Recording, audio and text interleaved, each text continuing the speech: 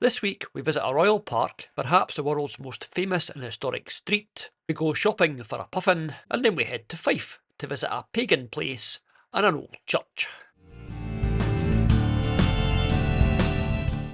Good morning. This week we are starting off in Edinburgh. We are in Holyrood Park, which is the home of the Royal Palace, which is just over there. And we are here because we are volunteering at Parkrun, which means that we do get these rather fetching blue high-vis tops to wear. Dunino can't have one, but what Dunino is getting is his coat on, because it's a lot colder than it looks. Lots and lots of people ready to run, and a greyhound very much ready to run. Unfortunately, as we said before, he runs for about 200 metres and then wants to stop. Compared to our usual park runs in out of the way places, this one is very busy because it's right in the very heart of Edinburgh, so there are lots and lots of people still arriving to join the lots and lots of people who are already here. Our job today as volunteers is to walk round near the back and keep people going. Anybody's in difficulty, we try and jolly them on. We just talking to strangers is something one of us is very good at, and one of us is absolutely brilliant at. It is quite a pretty park, considering it is in the middle of the city. I could give you a geology lesson about volcanoes and stuff, but this is one sort of spur of a volcano, and Edinburgh Castle Rock is the other. So there you are, fascinating geology. Don't say we are not educational. I said we were here to jolly people along. Well, I'm jollying you guys along, and Bex has found a friend. She's now talking about park runs all over the world. Good for her. I think Dunino's quite disappointed. Nobody has brought any biscuits, even with his finest flappy ears. Flap, flap, flap, flap. There you are. There's the first part of the view. That is looking along towards East Lothian. The hill you can see out there, the sort of little sticky up bit, is North Berwick Law, which I keep promising we're going to go up one day, and we are. So there you are. There's a wee panorama of Edinburgh from Arthur's Seat. Actually, the view gets better as you get further round, because you can see things like the castle and the city and things, but you don't have to take my word for it. We'll show you soon. This event is possible because for the last few years they've actually closed the roads in Holyrood Park on Saturdays and Sundays, so it is just for pedestrians and cyclists. Although I think sometimes cyclists are probably a bit more dangerous than cars because you don't hear them coming. And as you get round here, you do get a cracking view of the Pentland Hills. That's the Pentland Hills over there in front of us. And if you can see that sort of white squiggly thing on the side of them, just sort of out there, that is Hill End Dry Ski Slope. I went there once, broke my ankle and never went back, but then I was about 12 at the time. Dunino is desperate to be anybody's friend. Right, we've now got to the bit where it becomes downhill and you start to get a cracking view of Edinburgh. So there in front of you, the sticky uppy pointy thing is the Scott Monument. And beside that, that is Edinburgh Castle, but you probably knew that already. It is still quite a long way away. When you're up here, you do see there are quite a lot of church spires in Edinburgh, because there's like 1, 2, 3, 4, 5, 6, 7, 8, 9, 10, 11, 12 that you can see just from here. Maybe we'll do a video one day called Edinburgh Inspires, just because it's clever wordplay. Obviously, clever is relative. This is always a really good bit to run down. After all that uphill, this downhill bit is brilliant. These cliffs have always been a bit unstable. There's always been rock falls, but modern day health and safety means they've now got to go and fence it all off. Because when we used to play up there as kids, it was at your own risk, but now there's no such thing as at your own risk. So we have done our good deed for the day, and now it's time to go for a wee explore of this part of Edinburgh. We've done the park run and we've done a bit of an extra run, and it's now grey, horrible and raining. But as promised, we're going to go and show you a little bit of the less well known end of the high street, the bottom end of the high street. This is going to be quite interesting, I think. Well, I hope.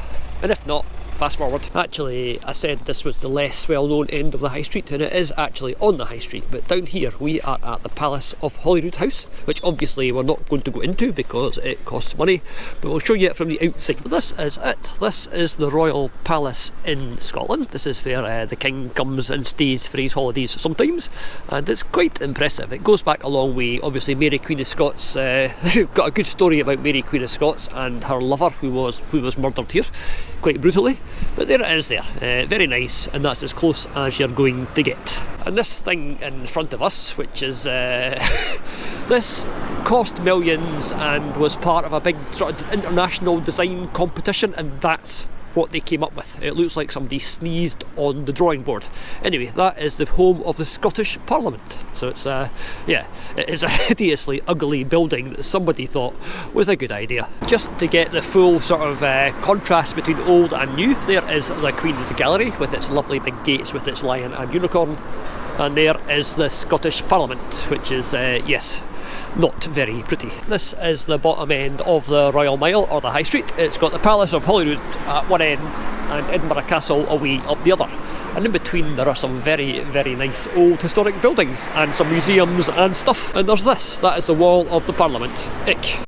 They incorporated this historic building into the Scottish Parliament, but they even managed to make that look a bit horrible with this not very pleasant fence. You can tell I'm not very impressed by the Scottish Parliament building, or actually, to be fair, by the Scottish Parliament. It's really strange, the sort of topography here, how the High Street actually lies in Edinburgh, but it's a ridge of high ground between the castle and Holyrood Park, and the buildings sort of cling to it, so although they're quite high here, they're a lot higher on the other side. We'll head up to the bridges and you'll get a better idea of what it is I am gibbering about. Coffee time! That is a bucket of coffee. Bex has also got a bucket of coffee. We're going to keep going up this way. Over there, that is the Christmas shop. So yeah, it is not yet quite time for Christmas. But up in front of us, you see the sort of architecture and the sort of buildings that you get on the Royal Mile. We are going to come back and do all this properly at some point. Obviously, this is just a quick week because we are going to go and buy some art. Yep. Art. We said there were a few museums on the High Street. This is one of them, but it's not our favourite. But it is free to get in. There's a wee statue of Greyfriar Bobby. Oh. This doorway, actually, it says up there, was taken from Anchor Close in 1932. And if you go through it, you're into a wee bit of an authentic old close with the old building over there.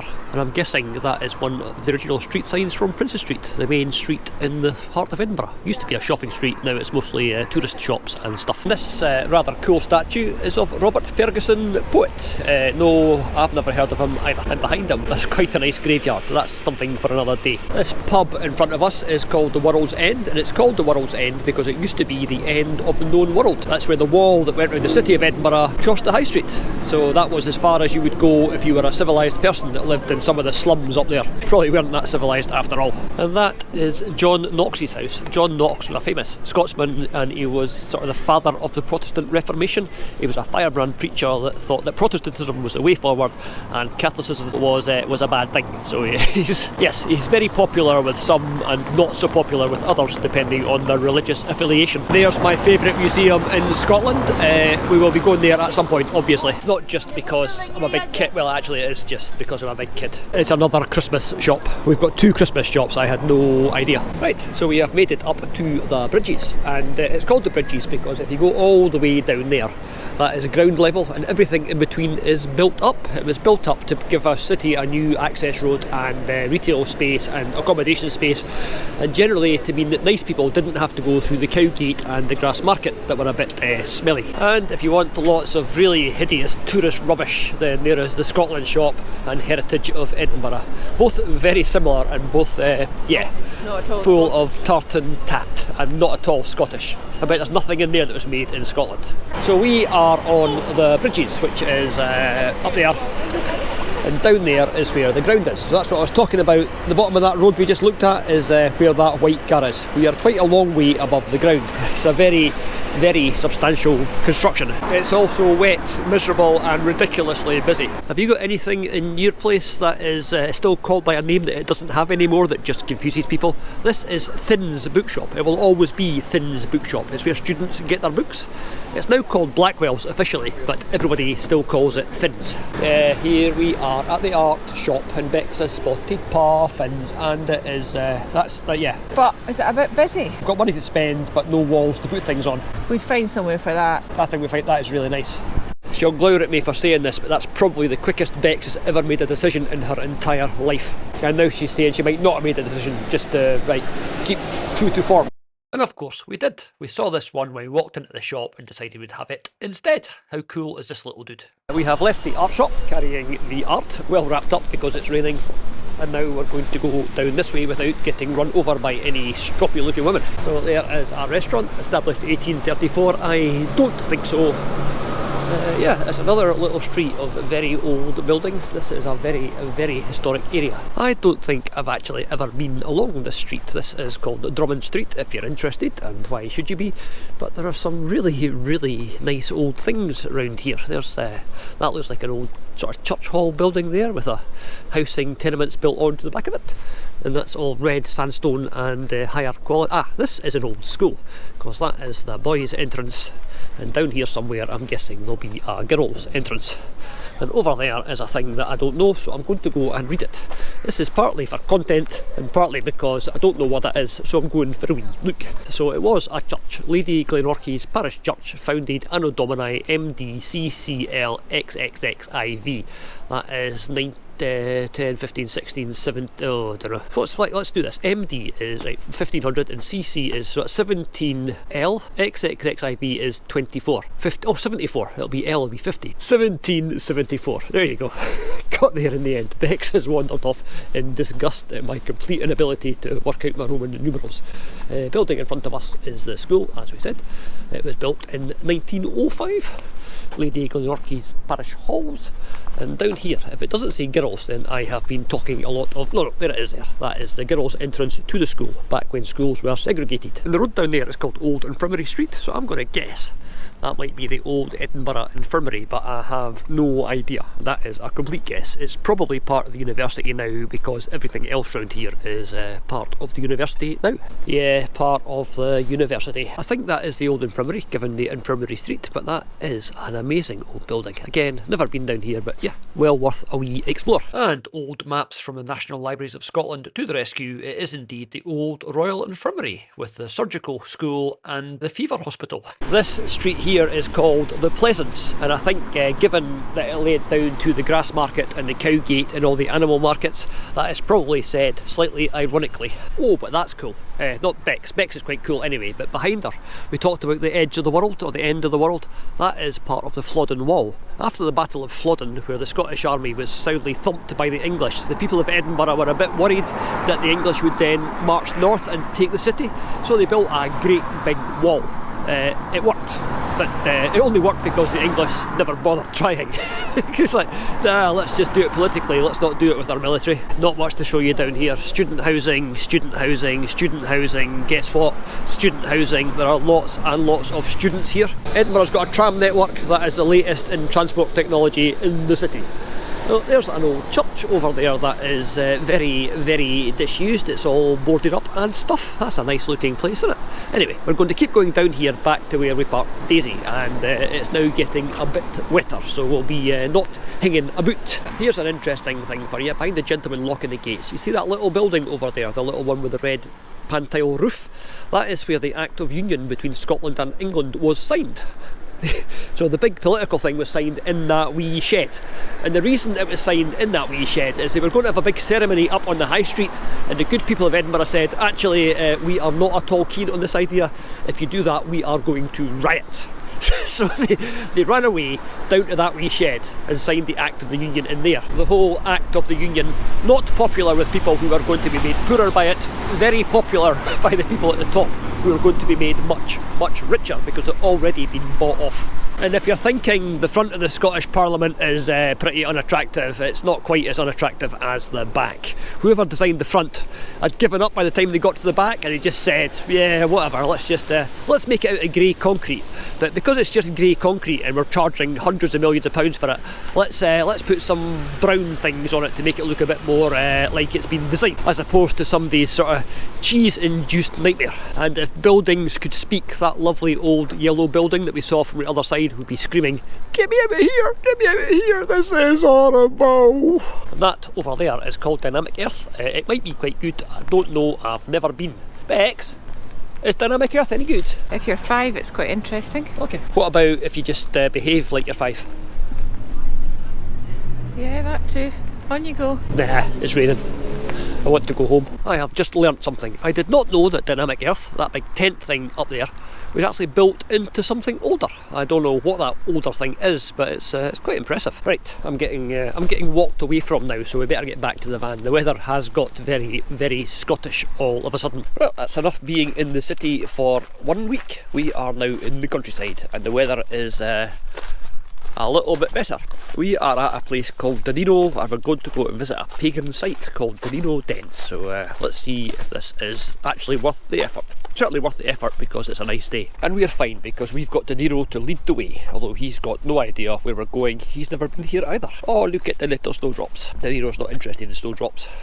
If you want to know technically what they are called, they are small white dangly ones, and we are actually literally following Dunino because we've got no idea where we're going, but there's some people down there having some sort of seance-y thing, tarot cards and a lot. That's not very dog friendly, so Bex is going down to check out what's down there. Go on, off you go. No, I'm going to stand here with the dog. As I said before, this is a pagan site, apparently a place where pagans used to worship, and today you get young witches coming and doing their tarot cards on beside the well, which is, yeah, to each their own. She's gone down there somewhere, but I'm not entirely sure where. I do hope she's okay. There she is! She's not fallen down a big hole. The wee parish church does look quite nice. We'll obviously be going to have a look at that a wee bit later on. We're trying to find a way down that doesn't involve going down a really steep and greyhound unfriendly flight of stairs. So hopefully we're on the right path. We're certainly heading down towards the river. This is really, really pretty. There are supposed to be lots of occulty things carved into the rocks here. We can't actually see any, so we'll have to go and see if we can find anything that looks... Oh, what's up here? I wouldn't say there was anything carved. Can you guys see it? If you can see anything, let us know in the comments, as they say on these channels. If we move a little bit further along, there's a big sort of Pictish Celtic type cross. That's quite impressive. Let's see what else. Apparently there's faces and stuff. There's a RF duck from 2016. I don't think that counts. This place has suddenly got busier than Edinburgh was yesterday. It's a nice peaceful place until a coach party turns up. Just our luck. It's also a bit muddy. There are lots of little coins stuck into the holes in that. That's quite nice. People making wishes, I guess. I don't know. There's one there and there's some there. And here's a flight of stairs that are probably greyhound friendly on the way up, but not on the way down. I saw a thing on the side just up here. Oh, and there's that. There you are. Dunino is trying to get up, but there's an old symbol of some sort. And there's a greyhound that is doing very well. Come on, mate, you're doing brilliantly. Or do you want to go back? Right, we're going to have to go back, Dunino. We can't. You can't. Whoa, I'm coming backwards. Dunino, you can't. Come on. We can't. Yeah, I don't think that is greyhound friendly, but that's quite nice. Let's go and see if we can find anything else. Not seeing anything face-like. We're back at the Celtic cross, and there is a little heart down there, so that's a heart. Next to the heart, that might be something else. I don't know. I'm quite seriously underwhelmed. That rock face has got coins stuck into it as well, and a triangle in a circle. Yeah, not really feeling it, to be honest. People put things on trees. I wonder where that's come from. Where's the old bottle tip? And Gothic witches are going for a paddle. Let's leave the very busy den behind and go up and visit the churchyard.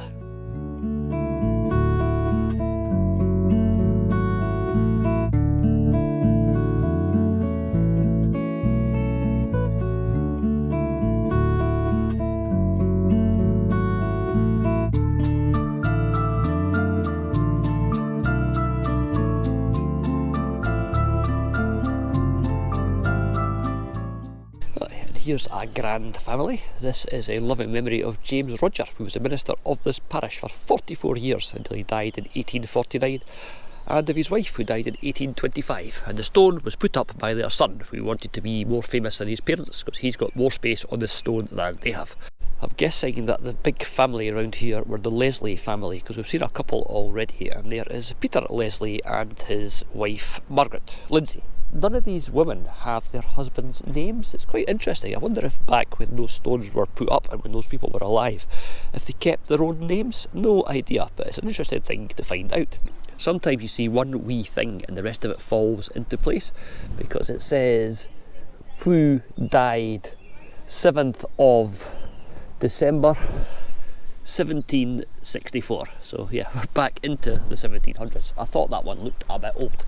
If you like old graveyards and cemeteries, check out our other channel. It's called Places for the Past, and it is exclusively dedicated to graveyards and cemeteries and burial grounds. It's one for the hardcore cemetery fan and lovers of history. These ones are so interesting. This is Peter Cleghorn, the next one along. He was a barrister at law and sometime administrator or general in the Supreme Court at Madras. He died in 1863 and he's buried here, and also of his wife who died at Madras. And under the big window at the end of the church there is a really nice little sort of private thing to the privacies of Kinley. Right, and these are from the 1900s, I think, 1820 on that one, 1860, 1931, yeah, so that is the Purvis family and the Cleghorn family competing for who's got the best memorial. A lot of these stones tell stories that are much more interesting than the ones that we would tell today. My story would not be anything as exciting as William Berwick here.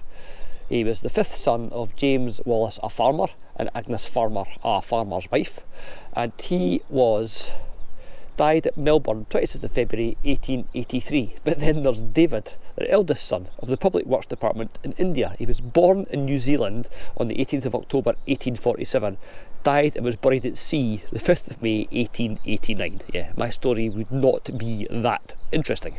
Oh, there's a flight of stairs at the side of the church. I'm going to go down for a wee look. This might just be a closed door at the bottom of this, but we'll go and find out.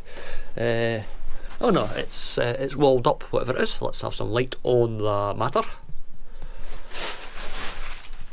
Alright, it has been bricked up comparatively recently. That is concrete blocks, so I'm guessing that must be a way into the old undercroft. Very interesting. Right, let's head back up into the daylight.